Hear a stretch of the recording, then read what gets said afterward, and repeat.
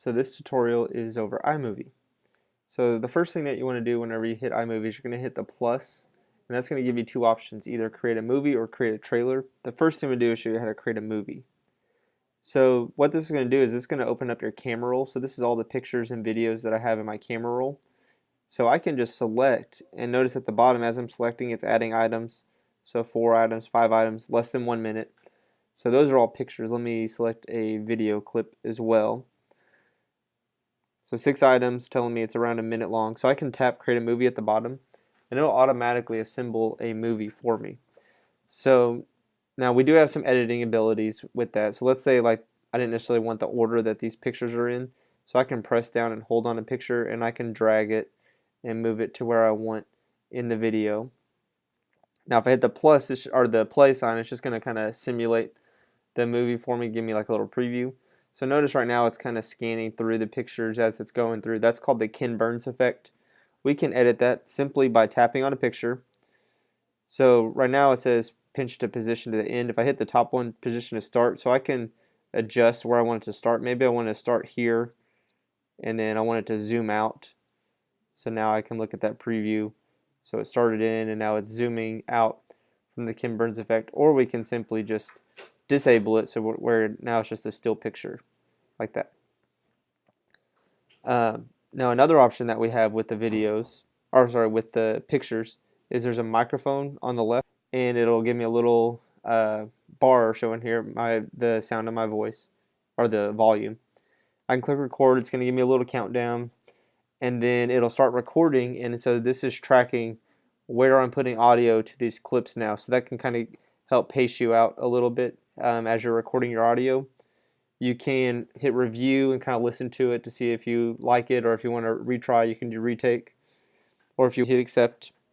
Now you can also move the audio around, so if I just click and hold, then I can drag this audio where I want it to in my recording. Okay, another option you have with audio is, so on this video here you can see that it already had audio underneath it. So I can click on the clip, and then I can click volume, and I can adjust the volume to that video if I really want it to be more loud, or I can even go all the way down to mute. If I click back on actions, I can actually click detach audio, so it takes the audio off, and then I can move this audio around now, or I can even just delete it, so that way I don't have any audio to this, so that way I can just have the video here. Okay, some other options that you have along the bottom besides the volume is you have the speed, and this will be on for video. So like if I click here, see how speed's grayed out. I can't click it, but on a video clip I can click speed, so I can double the speed to make it go through faster, or I can slow down the speed, kind of like slow motion a little bit. Okay, I can also add titles to it, so I can type in a title.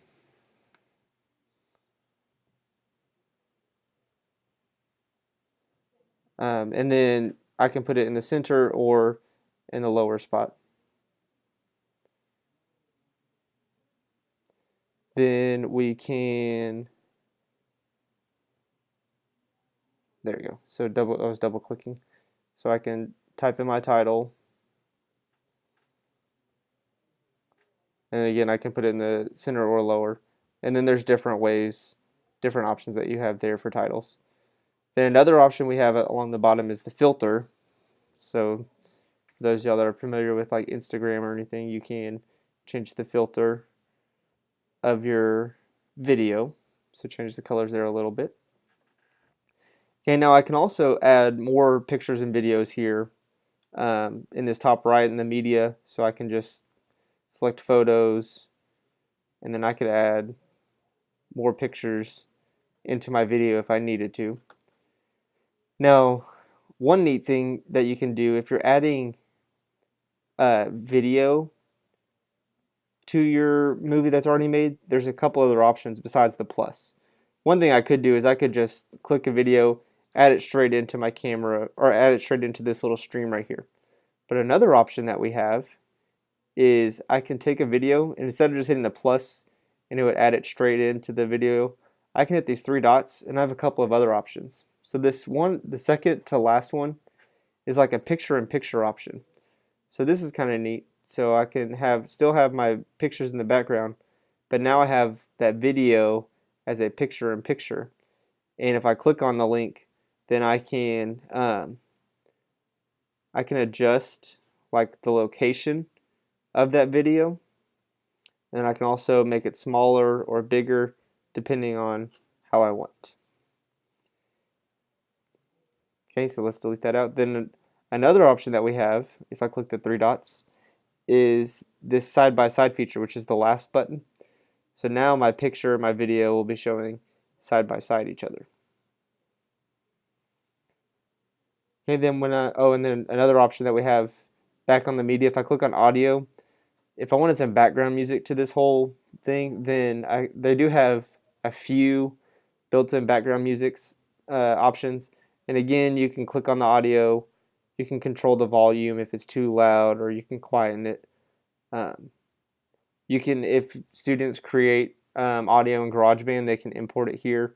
There are a few sound effects also that you can insert randomly into the video. If I want a dog to bark, I can insert that dog right there, and again, I can control the volume and everything there.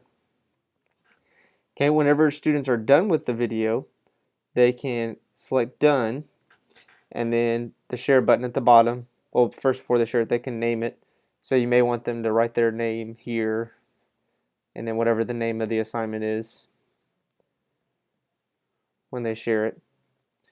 Then they can share it straight to Google Classroom. They can copy it to a Google Drive folder, share it on a Padlet, YouTube, email, all sorts of different options there. Depending on how large the video that they do, that you may want them on the bottom option where it says save video, you may want them to do that first, save it to their camera roll, then share it out from there. Might be a better option. Okay, then the other thing that you can do in iMovie is create a trailer. So trailers, they have several pre-made trailer options for you. The nice thing about trailers is it's already set out like an outline for you. The downfall is that you can't be as creative as with movie and do things from scratch. So anywhere you see one of these gray options, I have to put a picture or a video there. Otherwise, like here where this guy is, that will show up in the video. There's no way to delete that spot out if I don't want all of these pictures here.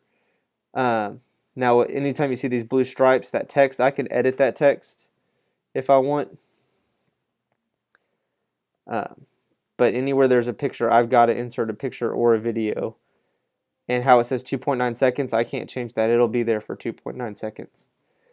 So trailers can be nice if you're trying to have some more structure to it, but they don't allow you as much creativity as just starting a movie whenever you hit the plus. And then you have the same options of sharing the trailer as well. So that is iMovie.